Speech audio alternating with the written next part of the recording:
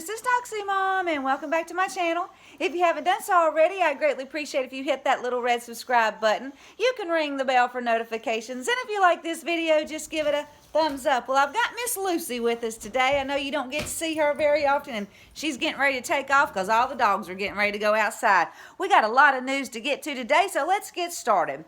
The Daily Wire, they're reporting that Rush Limbaugh looked at some recent studies that suggest that the nation has overreacted to the coronavirus pandemic, applying measures that might be necessary in New York, but not in most of the rest of the country. Now, Limbaugh says we may have unnecessarily caused widespread economic devastation, and this pains him to see how easily and quickly we just erased 3 years of unprecedented economic growth in this country.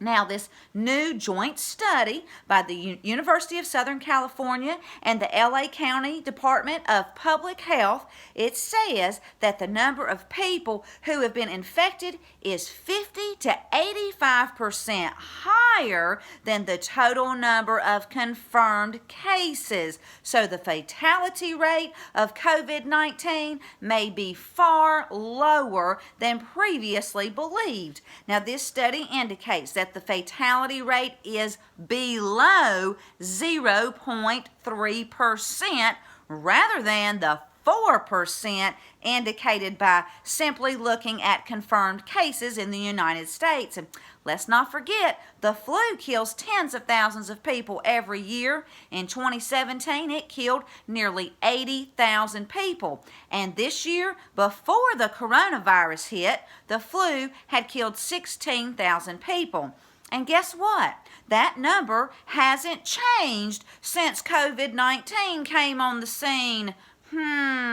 Anyway, Ruth says that the mortality rate of COVID-19 is so low that it may be even lower than the flu, because the flu's mortality rate is 0.1%. And guys, the Gateway Pundit, they've been reporting this all along. Now, Rush, he goes on to say that the situation in New York is far different than most of the rest of the country, and our major mistake is not how New York has responded, but that we have based a national policy on one metro. People who live on top of each other, who ride crammed subway cars together and walk in herds, are going to quickly spread this virus. Plus, New York has so many people living there. So many people in such a small area. Now, Rush says that the more information we gather, the more it's beginning to look like it was not necessary to shut down this economy. Now, of course, we cannot blame our wonderful president. He was told millions of people would die if we didn't shut this down by Fauci and Birx. But we must look on the bright side, y'all. People have gotten a nice little staycation at home. Hopefully they're getting plenty of rest, maybe catching up on some home projects, spending time with your family, but most importantly, spending time with God. And guys, I believe our economy is going to come back even stronger, and I'll leave a link. And here is some great news I just heard on the radio, that the number of searches on Google for the word prayer, well, that has skyrocketed. So people are turning to Christ, and I just want people to know that you can pray anytime, anywhere. You know, guys, I used to pray every single morning on my way to work in my car, because I knew I was getting ready to walk into a building with over 1,000 teenagers in it, and I needed God's help each and every day to get through that day. But you know, when I pray, I first like to praise the Lord above, and then I thank Him for all the wonderful things He's done for me, and then I ask Him for things I need, and then oftentimes I'll ask Him to use me, because I'm home and I just like to be used. But if you ask Him to use you, you need to be ready at any time, because yesterday I went on over to the Oxford House. That's where the young man lives who I helped transition from prison.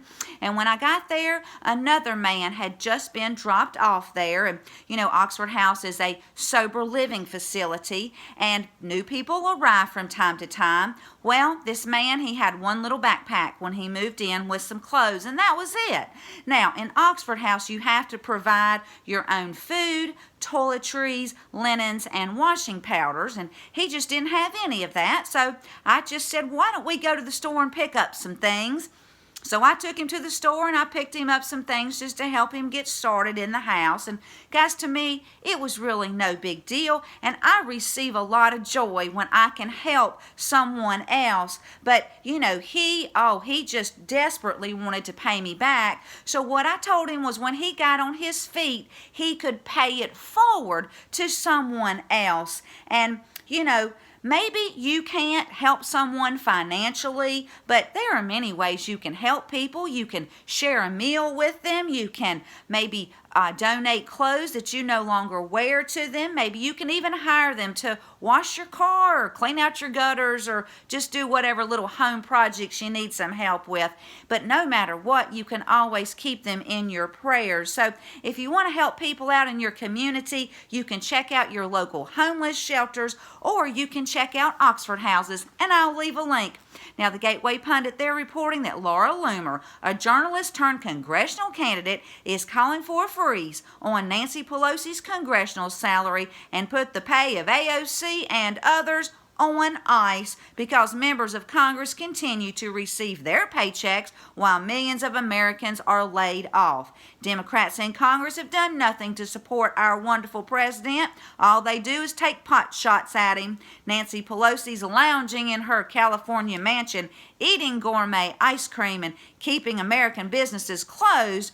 While Nancy lives very comfortably, many Americans are suffering. And in my opinion, if Congress continues to get paid, well, they should have to donate their paychecks to people in need or charities like President Trump has done. Guys, he's done this job for over 3 years and he has never received a dime. He takes his money each quarter and he donates it to a charity or someone in need. Anyway, the article goes on to say that it's time for Nancy Pelosi's paycheck to be frozen like her luxury freezer full of gourmet ice cream. And if you live in Florida, please vote for Laura Loomer for Congress, and I'll leave a link. Now, Fox 46 News is reporting that in North Carolina, we're closing in on 1 month since hair and nail salons were forced to close their doors. Now, stylists and other supporters are signing a petition to get the doors back open in the next few days. The closures have cost these stylists thousands, and the petition says hair salons should be allowed to open with one client per stylist in the salon wearing masks and gloves. And at last count, the petition had over 300,000 signatures. Now, guys, I have said this all along. My little hairstylist, she just has one chair, one blow dryer, one customer at a time, and it's ridiculous that she can't open back up along with all the others. And I'm just praying they're going to reopen ASAP, and I'll leave a link. The Daily Mail UK is reporting that the mega-rich Americans have fled to New Zealand to hide out in their luxury bunkers during the COVID-19 crisis. New Zealand has apparently become the doomsday destination for the world's elite, and many are buying up property there recently. A number of executives managed to escape shortly before the country closed its borders to almost all travelers on March 16th, and apparently U.S. billionaires, well, they've been doing doomsday preparations for years. PayPal co-founder Peter Thiel already has a $4.7 million home in Queenstown, complete with its own panic room. Rising S Company has installed around 10 new bunkers in New Zealand over the past few years, and the average bunker, well, it costs between $3 and $8 million. It can sleep up to 22 people. It comes with a fitness center, a sauna, and a swimming pool. Well, it must be nice. and I'll leave a link. Now, guys, here's some great news from Bloomsburg. They're reporting that the Justice Department will consider taking legal action against governors who continue to impose stringent rules for dealing with the coronavirus that infringe on constitutional rights even after the crisis subsides in their states. Now, AG Barr said one way the Justice Department might act against the state or local officials is by joining lawsuits brought on by citizens or businesses over restrictions. Barr goes on to say that they are looking carefully at a number of rules being put into place, and if they think that one of those rules goes too far, they first will initially go and talk to the governor about rolling those restrictions back or adjusting them. If they don't, and people bring lawsuits, well, the Justice Department's going to side with the plaintiffs. Can you say boom? This is wonderful news. And it looks like that Barr will soon be talking to Michigan's governor about not being able to buy paint, seeds, and gardening supplies. And I'll leave a link, and I'm going to leave you with Psalm 36, verses 5 through 7. That say, your love, Lord, reaches to the heavens, your faithfulness to the skies. Your righteousness is like the highest mountains, your justice like the great deep.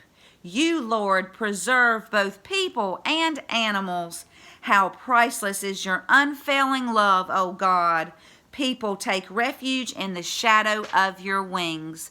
Well, if you like this video, please give it a thumbs up. Thank you so much for tuning in. Until next time, this is Doxy Mom, and God bless you all.